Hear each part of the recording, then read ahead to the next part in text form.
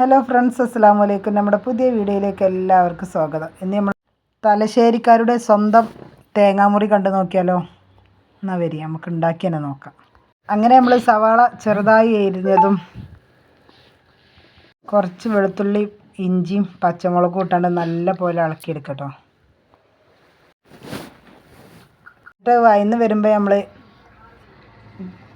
ഗരം മസാലയും മഞ്ഞൾപ്പൊടിയും കുറച്ച് പെരിഞ്ചീരപ്പൊടിയും കുരുമുളകും പൊടിയും ഇട്ടാണ്ട് നല്ല പോലെ അങ്ങോട്ട് ഇളക്കിയെടുക്കുക. എന്നിട്ട് ഈ പൊടികളുടെ കുത്തലൊക്കെ ഒന്ന് പോകാൻ വേണ്ടി കുറച്ച് നേരം കൂടി ഒന്ന് ഇളക്കി കൊടുക്കട്ടോ. എന്നിട്ട് നമ്മൾ മല്ലിച്ചപ്പ് ഇട്ടാണ്ട് നല്ല പോലെ അങ്ങോട്ട് ഇളക്കുക. എന്നിട്ട് നമ്മൾ തീ ഓഫാക്കുക. അതിലേക്ക് നമ്മൾ വേവിച്ച് വെച്ച ഉരുളൻകിഴങ്ങും മഞ്ഞളും ഉപ്പും ഇട്ടാണ്ട് വേവിച്ച ചിക്കനും ഇട്ടാണ്ട് ഇതുപോലെ അങ്ങോട്ട് ഇട്ട് കൊടുക്കട്ടോ. നമ്മൾ മിക്സിയിലൊന്ന് ചതക്കിയെടുത്തണം. എന്നിട്ട് നല്ല പോലെ കുറച്ച് നേരം ഇളക്കി കൊടുക്കുക. എന്നിട്ട് അത് നമ്മൾ മാറ്റി വെക്കുക കേട്ടോ. എന്നിട്ടൊരു പാത്രം എടുത്താണ്ട് അതിലേക്ക് രസം മൈദപ്പൊടി ഇട്ട് കൊടുക്കുക. ഒരു മുട്ടയും പൊട്ടിച്ച് വയ്ക്കുക. ഉപ്പ് ഇട്ടാണ്ട് നല്ല പോലെ അങ്ങോട്ട് ഇളക്കിയെടുക്കുക കേട്ടോ. നല്ല പോലെ അങ്ങോട്ട് ഇളക്കണേ. ഉരുളൻകിഴങ്ങും ചിക്കനൊക്കെ ഇട്ടാണ്ട് നമ്മൾ വെച്ചില്ലേനോ, അതൊരു ഉരുള അങ്ങോട്ട് കൈക്ക് എടുക്കുക. എന്നിട്ട് നമ്മൾ മുട്ട എടുക്കുക, നമ്മൾ മൈദപ്പൊടിയിൽ മുക്കുക. എന്നിട്ട് ഇതിൻ്റെ നെറുക്കണ്ട് വെക്കുക. എന്നിട്ട് കുറച്ചും കൂടി ഉരുള എടുത്താണ്ട് പിന്നെയും വെക്കുക അതിമക്ക്. എന്നിട്ട് നല്ല പോലെ റൗണ്ടാക്കി ഇങ്ങോട്ട് എടുക്കുക. ഉണ്ടോ? എന്നിട്ട് ഈ മുട്ടയിൽ മുക്കുക, നല്ല പോലെ അങ്ങോട്ട് മുക്കിയെടുക്കുക. എന്നിട്ട് ബ്രെഡിൽ മുക്കുക, ബ്രെഡ് പൊടിയിൽ നല്ല പോലെ അങ്ങോട്ട് മുക്കിയെടുക്കുക. അപ്പോഴേ ക്രിസ്പിനെസ് ഉണ്ടാവുള്ളൂ.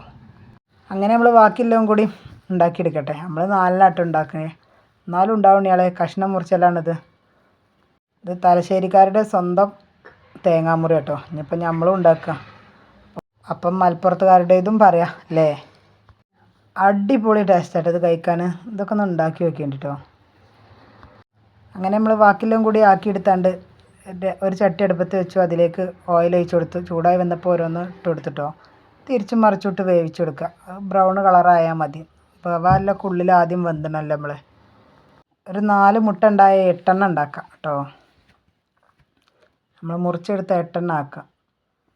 പിന്നെ നമ്മളെ വീഡിയോ ഇഷ്ടപ്പെട്ടാൽ എല്ലാവരും ലൈക്ക് ചെയ്യുക, കമൻറ്റ് ചെയ്യുക, ഷെയർ ചെയ്യുക, സബ്സ്ക്രൈബ് ചെയ്യുക. ആരും മറക്കല്ല കേട്ടോ.